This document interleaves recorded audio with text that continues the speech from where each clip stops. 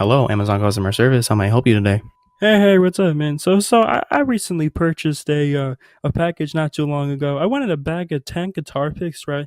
That there mailman came along, right? And he had a big box, man.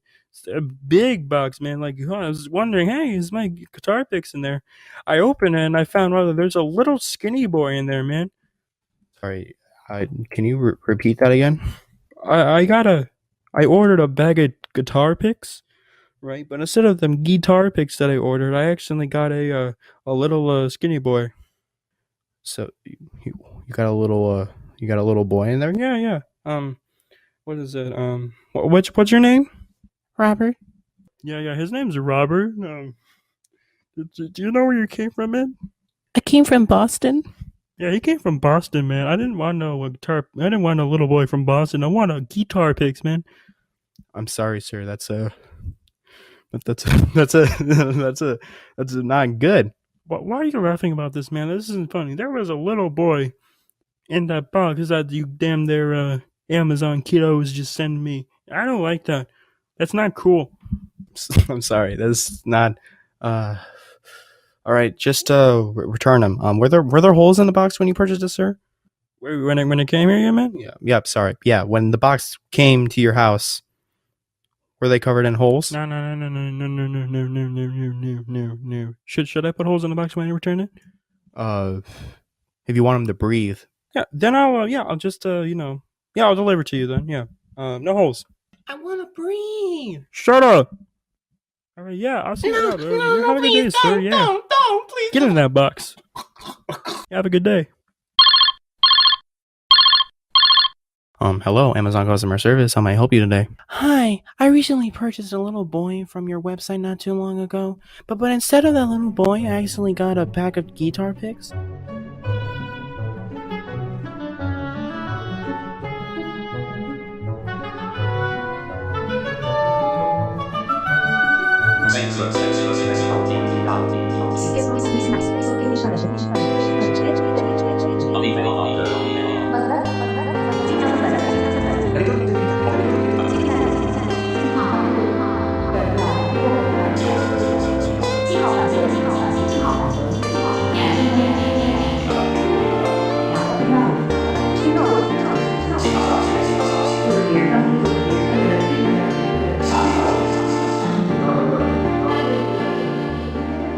Hey Joe, how's it going, dude? How are you doing?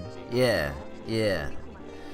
Hey, I was in the kitchen, and I opened up the fridge, and so I saw a block of cheddar in there, and I knew it was your cheddar, and so I ate it.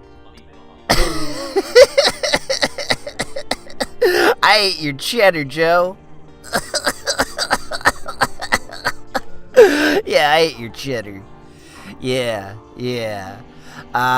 so you don't have that cheddar anymore. I sunk my teeth into that. Yeah, it was succulent. Yeah, it was some succulent cheddar, Joe. Yeah, I bet you're not happy about that.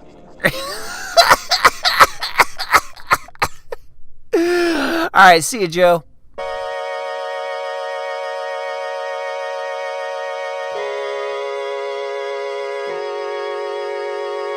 We have a deal for you. Some cars you might have to push off the lot. Some cars you can drive off the lot. But hey. Check it, bitch, this is my car. It takes me to and from the bar. It's where I keep my CD collections. I jam to two, I don't use directions. If I turn the wheel left and I turn the wheel right, then the car turns that way and I feel pretty tight. I honk my horn and my car goes, fuck yeah. Driving down the boulevard, I grab the shift and I get excited. There's two different pedals for fast and faster. My car's a beast and I'm its master. I recline my seat to relieve the tension. I close my eyes and I hear my engine. The beautiful sound of my beautiful engine steals away my full attention.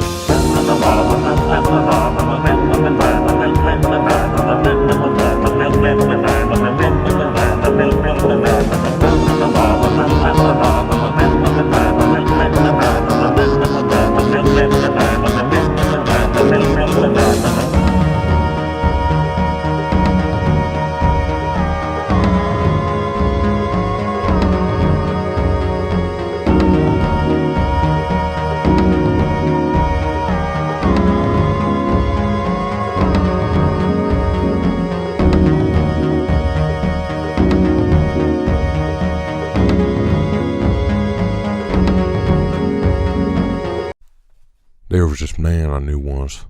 Real big guy, standing somewhere around 5 feet 17 inches. Loved him. Name was Biff. Biff loved him some sarsaparilla. Drinking it, talking about it, looking at it. I mean, this man could not get his hands on enough sarsaparilla. So one day, we were in the cafeteria with our lunch trays, and one of the orderlies just sitting there, sipping some pop through a straw. Now, I'm sitting with Biff, and we're just eating like we do on most days. All of a sudden, I see this glint in his eye. Now, Biff ain't the sort of man you want to be seeing getting any sort of glint going on in one of his eyes. I look where he's looking, and I realize that he's realized that there orderly got themselves some sarsparilla. And I know in that moment, this ain't gonna end well. This man, Biff, he grabs his plastic fork. You only get those when you're on good behavior. And he leaps over the table like a rabid raccoon. Then there was all these slams, and there's all this blood, and this orderly has a handle sticking out his eye. Then I see Biff standing there, holding the jagged edge of a broken bottle up to his neck. And he's smiling like he finally got enough sarsaparilla to satisfy him. Then he pushes hard, and it's over.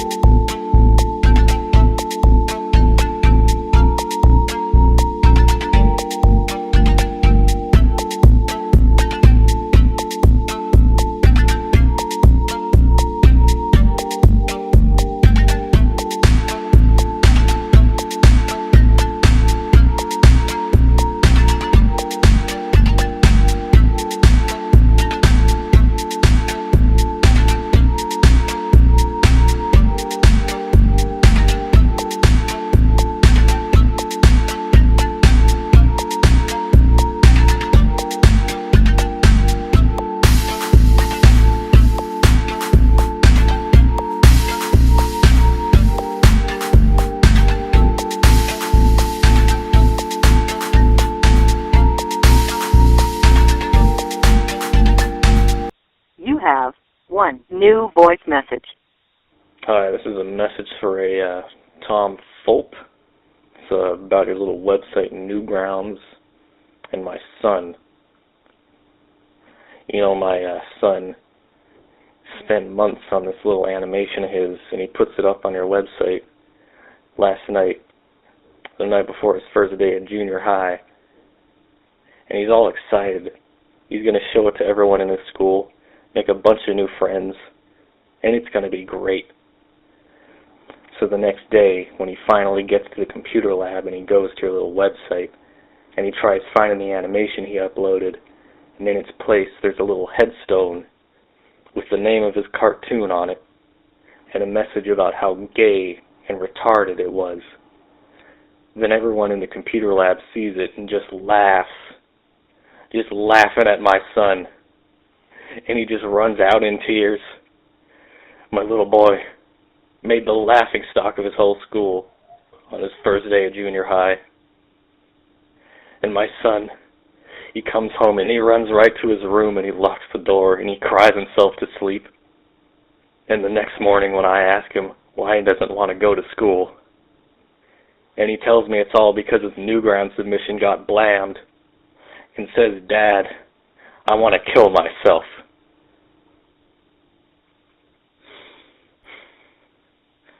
You make this right. You make this right, and you do it today, Tom Fulp. You put my son's stick figure fight cartoon back on your website, and you apologize. Apologize for calling it retarded. Apologize for looking at 3 months of my son's hard work and writing it off as gay. Apologize for humiliating my son in front of everyone at his new school. Or else. End of message.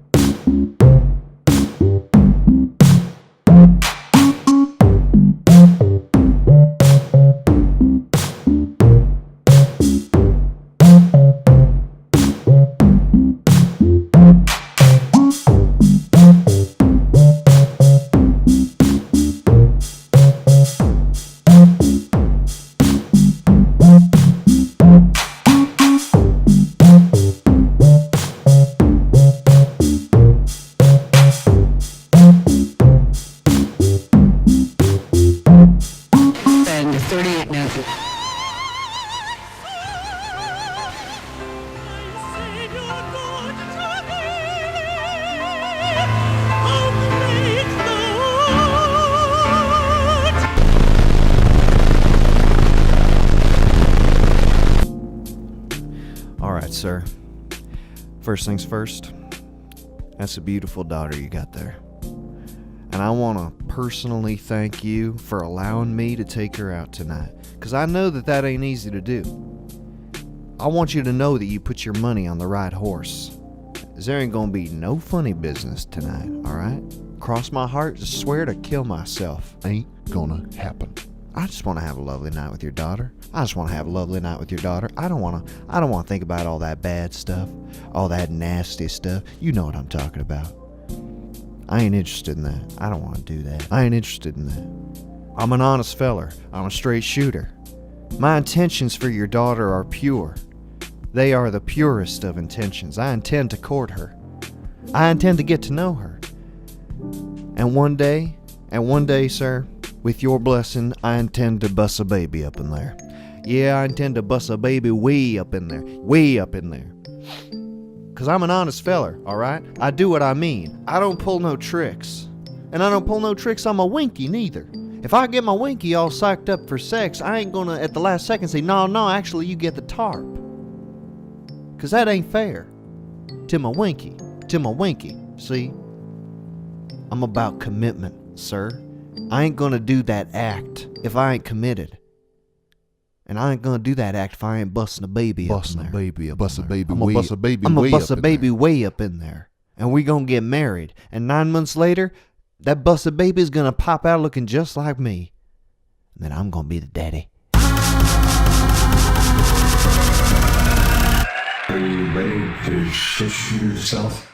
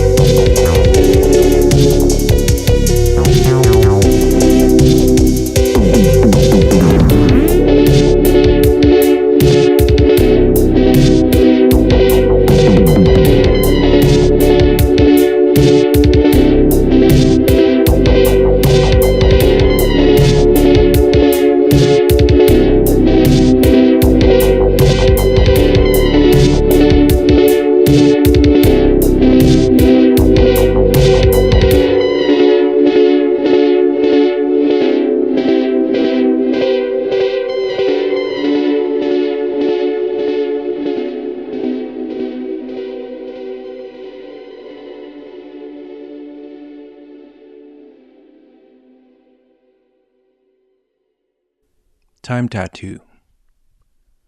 A young tattoo artist named Jumblecorn sat in a tattoo shop.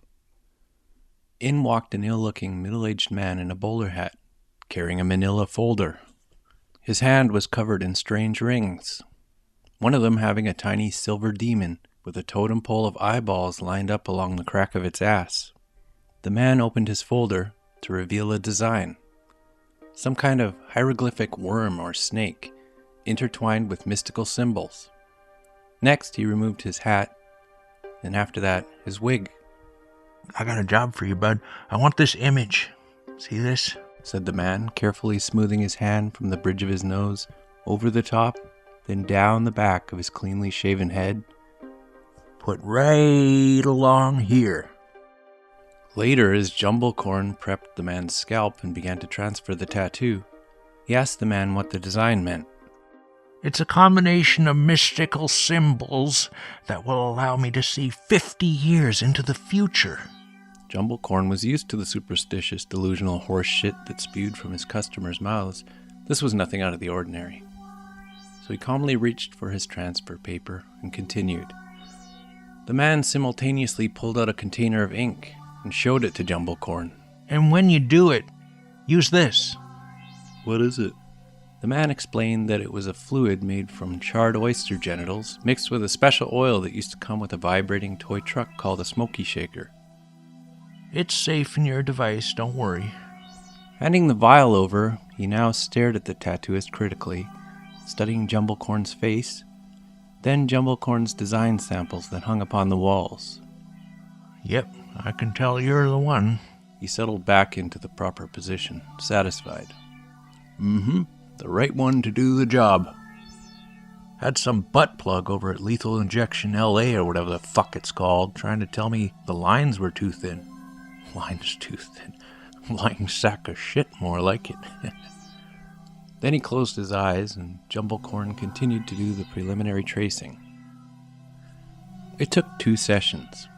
On the second session, and the second it was completed, the symbol began emitting a wet sound, like a baby owl hatching from an egg immersed in a cup of teriyaki sauce, and the man began to wince in pain. Oh, wait, something's wrong. I don't feel right. I don't feel right. The tattoo suddenly glowed yellow, and then the top half of the man's head disappeared. Jumblecorn stared blankly down at a partial brain stem bleeding into a throat hole. A glistening tongue wiggled and launched droplets of saliva onto the man's spasming arms. The top of the head, its eyes rolling in their sockets, reappeared 50 years later in the same spot, except now inside of Jumblecorn's granddaughter, Bacon Flap's tattoo shop. She screamed, dropped her Iron Wars Jeffremole player, and stumbled through a Stipson HoloChat T format, accidentally hash-cuckling it 74 times, which is considered a pretty Zabtor thing to do in the post-Corb era. The end.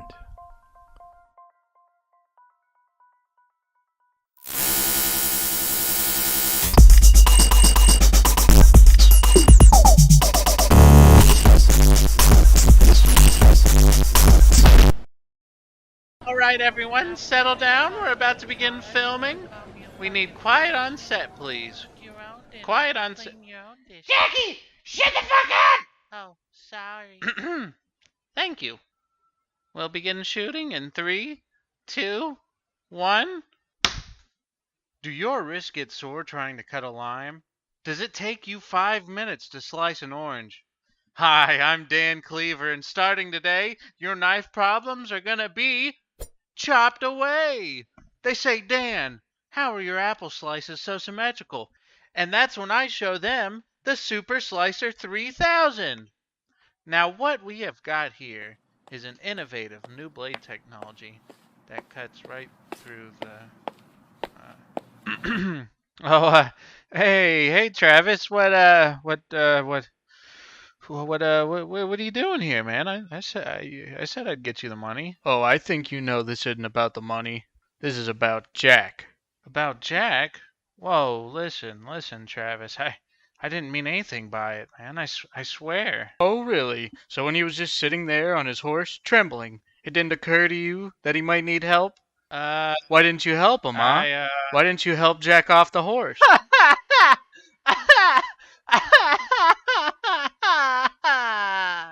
Oh, you think this is funny, huh? It's just all a big joke to you, is Travis, it?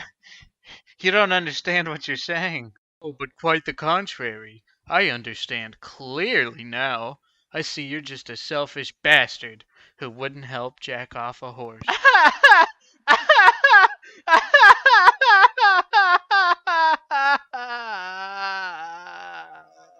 Yeah, laugh all you want, as it'll be your last. No, Travis, wait!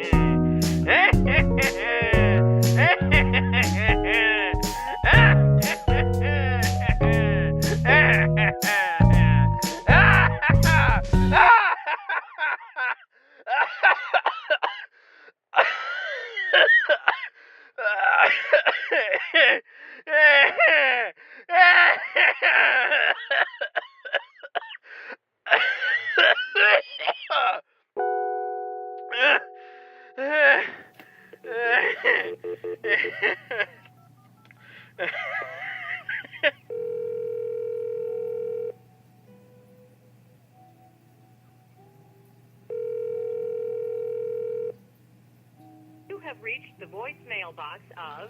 Hey, Tapes. I really hoped you'd answer, but what are you gonna do, you know? I was just calling to tell you about my favorite memory or something. Sadie said it's a healthy thing to do once a year or so. Personally, I think I should do this daily or not at all, but I'm no psychologist. She actually said to write a letter, but I can't sit through something like that, you know me. Where do people start with these things, you know? So like, the first day I saw you was actually really funny, because I was just telling Owen about how much I hated this whole metal straws fad. Like, who cares about that when, well, you know what? I don't want to talk your ear off about this again.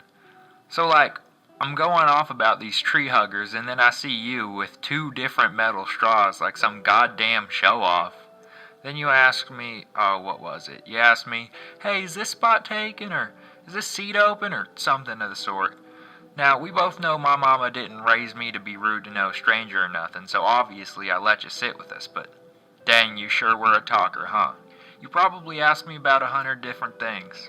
I wish I'd paid attention, but I didn't even know your name or nothing. When did we hang out after that?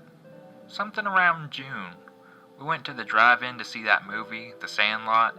You called me your best friend, but truth be told, I wouldn't even say we were friends then. You complained about how you couldn't see clear enough and how you really wanted to get some contacts or LASIK or something. But I told you the glasses really suited you. You did finally have something in common with me, though. Baseball. Talked about how Ashwood is the best for bats and how we'd always both been hardcore University of Iowa fans. I couldn't believe I'd done found another Hawks fan. Go Hawks! We're both strapped for cash, but that was the first time we brought around the idea of going to a game. Next week, wasn't my birthday? That weekend or the next, I believe. We went to the Hy-Vee gas to get some grub and drinks. You dragged me outside with our beers and told me this trick that went like, oh, I got it. You said you gotta tilt your cup and let the beer pour in hitting the side. That way it foams up less. I thought it was stupid. It's too easy to make a mess or have the beer run down the side of your cup. Now, I would advise you to not let this boost your ego or nothing, but I still do this every time I get a cold one. Now, that doesn't mean I was wrong. It makes a mess an awful lot, but I do it because it reminds me of you. I did it earlier today at the Quick Trip, actually. Either way, we sure did save for tickets to that game. It wasn't that long, but felt that way, I suppose. Feels like way too short now. Well, anyhow, you know the way my Buick Century liked to act up anytime I had a place to be. When we finally got to that game, ooh man, could that pitcher toss him out quick. He was both our favorite pitcher on the whole team, I'd reckon. I don't know what got him all riled up that day, though. I remember so much about that day. The fact that you had your first Chicago-style hot dog, the beer running down the side of your cup, the sound your glasses made. That ball was going about 95 miles per hour, but the doctor said you would have survived it if your face were bare. Something about reconstruction or something too biomedical for me to understand. You know, the bones of it were... You know, something about the shrapnel from your glasses being launched back into your brain and such. You were a proper mess to look at. I didn't think nothing in that moment, but Sadie said people saw me yelling and hollering for doctors and shit, saying my best friend needed help. I guess this was a longer voicemail than I was supposed to leave, but I sure as hell miss you. I don't know what else to say. I've been doing the beer thing. I've been using a metal straw. I've just been missing you is all. I'll see you though, when it's my time.